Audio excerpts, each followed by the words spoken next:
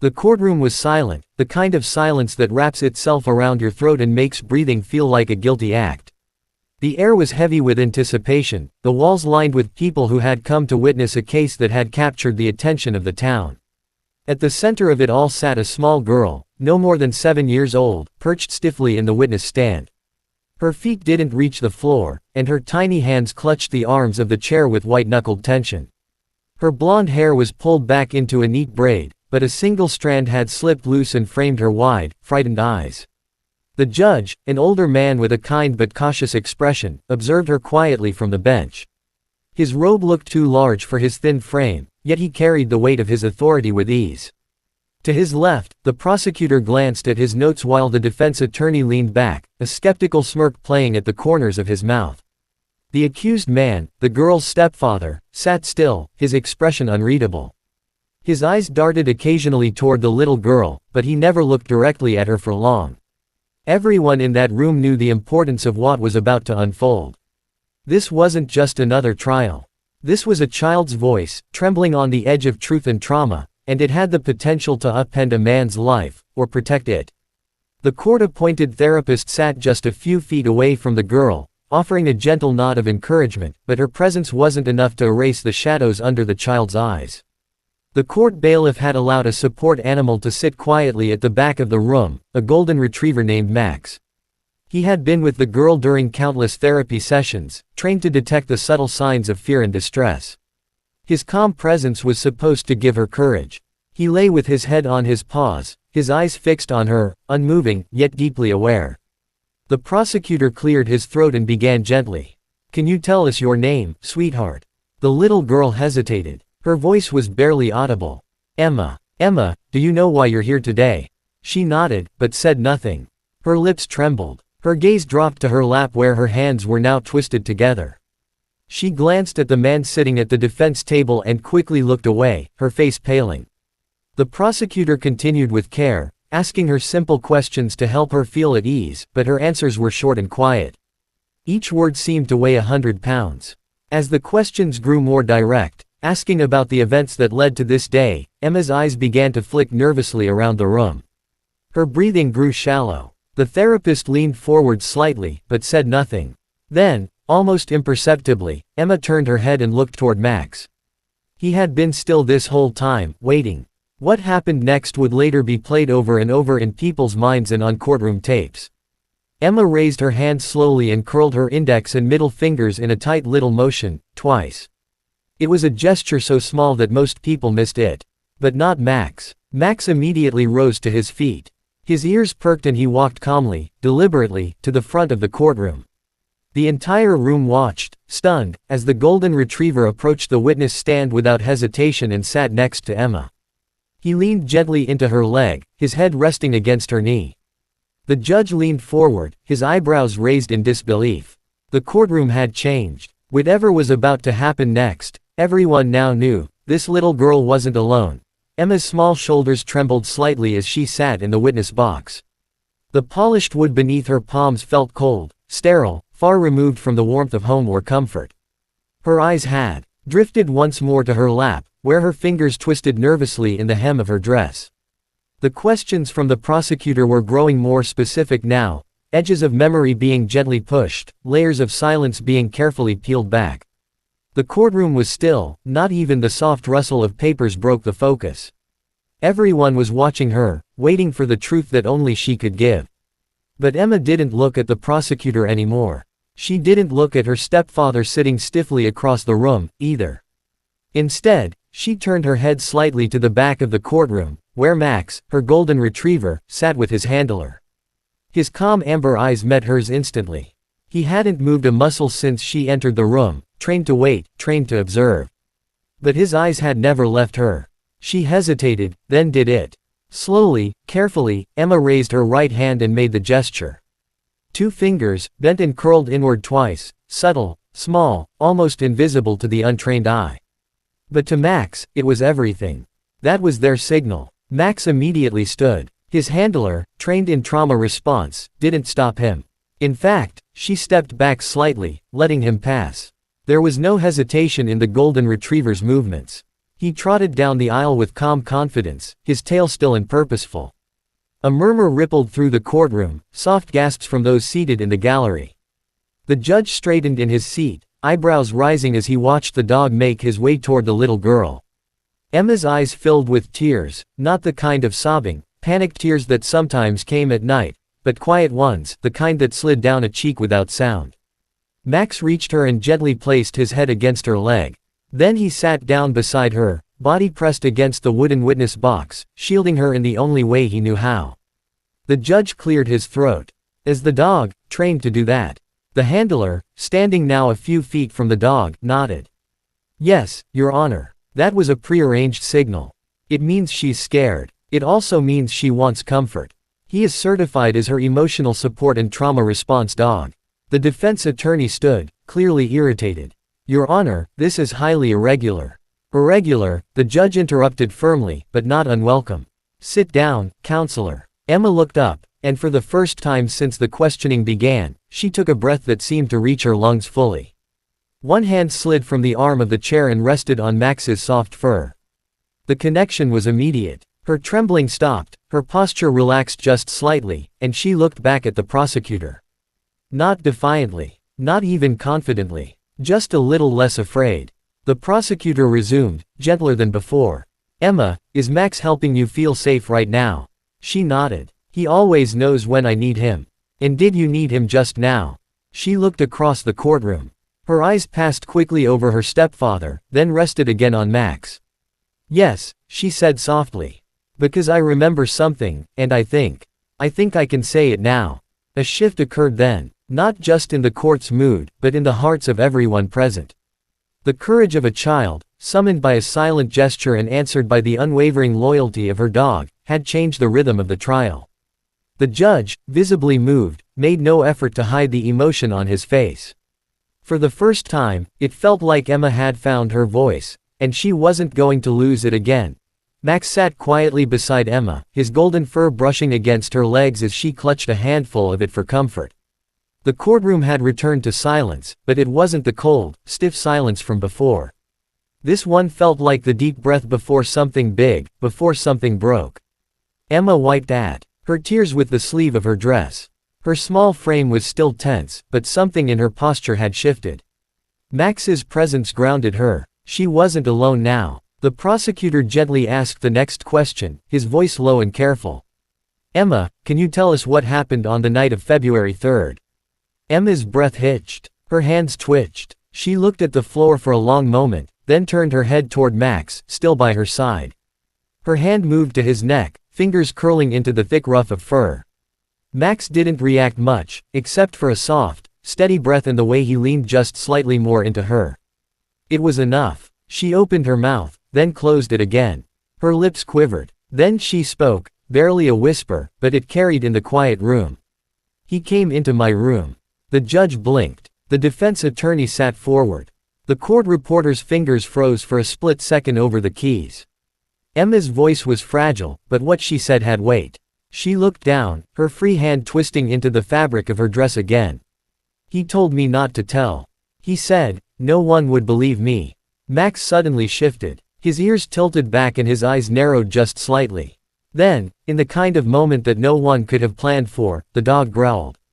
It wasn't loud. It wasn't aggressive. But it was deliberate. A low, protective sound, steady and firm. His gaze was locked, not on Emma, but across the courtroom. On the man sitting at the defense table. The courtroom collectively held its breath. Emma flinched at the sound, but not in fear. Instead, she looked at Max with wide eyes, then followed his gaze across the room. When she saw where he was looking, her breath caught. He knows, she whispered. Max knows. The judge raised a hand, motioning for the proceedings to pause. Is there a reason the dog is reacting that way? He asked sharply. The handler stepped forward, her expression composed but serious. Your Honor, Max is trained to detect emotional distress and threat cues. He's reacting to something he senses from either Emma, or the environment. He has never growled in a courtroom before.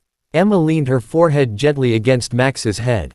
Her voice, now slightly louder, was filled with something more than fear, it was relief. He used to bark like this when I was scared. Max always knew. The prosecutor looked to the judge. Your Honor, I request a recess to verify this with the handler and therapist. The judge nodded once, firmly. Granted. 10 minutes. As the gavel struck the block, the courtroom broke into motion. The defense attorney stood, furious, whispering harshly to his client. The gallery buzzed with murmurs. But none of it mattered to Emma. She stayed where she was, forehead still resting against her dog. The therapist moved toward her quietly and crouched down. You were very brave, Emma. Emma looked up, still holding Max. I didn't say everything yet. But Max, he helped me start. And in that moment, the power of that small signal, the quiet plea for help, and the instinctive response from a loyal friend had turned the tide of the entire trial. The truth was no longer buried in silence. It had found a voice, one that growled in defense and stood unwavering beside a child in need. The 10-minute recess felt longer than it was. Conversations buzzed in hushed tones as lawyers huddled in corners, scribbling notes and exchanging tense glances. The defense attorney paced near his client, whispering harshly, while the accused man sat stiffly, his jaw clenched, his eyes darting anywhere but toward the little girl. Emma remained in the witness stand, though now she was seated more comfortably. Max hadn't moved from her side. He sat like a sentinel, pressed protectively against her leg, his body calm. But alert, as if daring the world to try and shake her again. The judge returned to the bench, his expression stern. Court is back in session, he said, his voice cutting cleanly through the murmurs. He looked directly at the handler who had approached the bench earlier. I'd like a clear explanation of what happened during the last few minutes. The handler stood near the front of the courtroom now, composed and professional. She nodded once before speaking. Your Honor, Max is not just a comfort animal. He's a certified trauma response dog.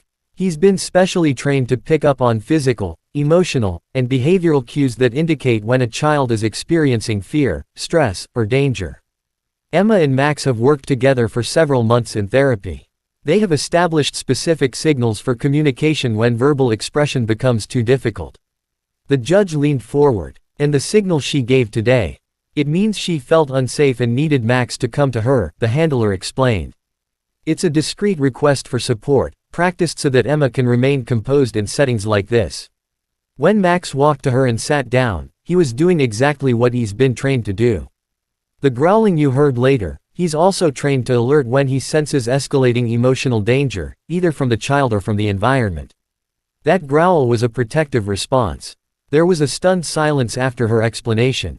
The jury exchanged glances. Even some members of the gallery, parents, reporters, and spectators, seemed shaken by the depth of training and understanding between the girl and the dog. The prosecutor stood. Your Honor, this child has had extreme difficulty vocalizing her experience due to fear and trauma. This dog is not just helping her feel safe, he's helping her speak. Without Max, I don't believe we would have reached the point we did today. The judge turned toward the defense. Counselor, do you object to the continued presence of the dog in this courtroom? The defense attorney hesitated, clearly caught between strategy and optics. He finally shook his head. No objection, Your Honor. The judge nodded and turned his attention to Emma. His tone softened, becoming more personal. Emma, are you okay to continue? You don't have to speak right now unless you feel ready. Emma looked up, her eyes meeting his for the first time. Then she glanced at Max, still beside her, and gave him a little scratch behind the ear. Her lips parted, and she nodded slowly. I want to finish. Max is here. The judge smiled gently. Then we'll continue. But what hung heavy in the air wasn't just the testimony yet to come, it was the understanding that something extraordinary had happened. The courtroom, so often a place of cold procedure and harsh cross-examinations, had witnessed something deeply human. A silent bond that broke through fear where words could not. For the first time in this trial, it was clear that Emma had not only a voice, but the strength to use it. And that strength had 4 legs and a golden coat. When the questioning resumed, the atmosphere in the courtroom felt profoundly altered. The defense attorney no longer wore his earlier smirk. The jurors sat forward in their chairs, attentive in a way that suggested they understood the gravity of what was unfolding. Emma was still in the witness stand, but she looked different now. She wasn't composed in the way adults tried to be. Her small body still shook now and then, and tears sometimes welled up, but there was a steadiness in her that hadn't been there before. Max remained pressed against her side, his broad head resting on the polished wood ledge. Every time her hand trembled, it disappeared into his fur. The prosecutor approached the stand again, voice low and calm. "Emma, you said earlier that your stepfather came into your room. Can you tell us what happened then?" Emma swallowed, her throat working around words that had been stuck there for months. She closed her eyes. Her voice emerged so soft that the court reporter leaned in to hear. He would sit on my bed and tell me stories. But, after the stories, he would," her voice cracked, but Max shifted closer. She pressed her face into his neck for a moment, breathing in the familiar smell of shampoo and something warm and dog-like that always calmed her. When she looked up again, her voice was stronger. "He would touch me." A collective exhale moved through the gallery. The judge remained very still, watching her with eyes that seemed both solemn and compassionate. The prosecutor nodded slowly, giving her time. "Did he tell you not to tell anyone?" She nodded, her braids sliding over her shoulder. "He said it was our secret. That nobody would believe me." Her eyes flickered briefly to the defense table and then away. "But Max believed me." The judge gestured for the handler to step forward again. "Would you please explain the nature of Max's training to the jury one more time?" The handler nodded and turned to address them. "Max is trained to recognize more than 30 different stress cues in children who've experienced trauma. He's taught to provide pressure therapy by leaning against them when they are distressed. He can detect elevated heart rates and rapid breathing." The signal Emma gave, curling her fingers, was practiced specifically so she wouldn't have to say out loud that she was afraid. When he growled, it was a specific protective reaction he uses when he senses fear associated with a person or a situation. The jurors looked from the handler to Emma to Max and back again. Some of them blinked rapidly, their eyes damp. One older juror covered her mouth with her hand. The prosecutor continued carefully. "Emma, are you afraid now?" Emma looked down at Max. Her hand rested on his shoulder. When she answered, her voice was quiet but clear. "Not as much. Not when he's here." A pause fell across the room. It felt as though the child's words had settled into every heart, dissolving any lingering doubt about what had happened or what it had cost her to speak it aloud. The defense attorney requested a recess to confer with his client. The judge agreed, tapping his gavel once. But even as people shifted and stood to stretch, nobody really moved. All eyes remained on the little girl in the witness box, the dog at her side, and the undeniable truth that had finally surfaced. It was not the dramatic cross-examination or a clever line of questioning that changed the course of the trial. It was the quiet courage of a child who had endured the unthinkable, and the loyalty of a dog who refused to let her face it alone. And in that moment, with the truth finally spoken, everyone understood that this case would never be the same again.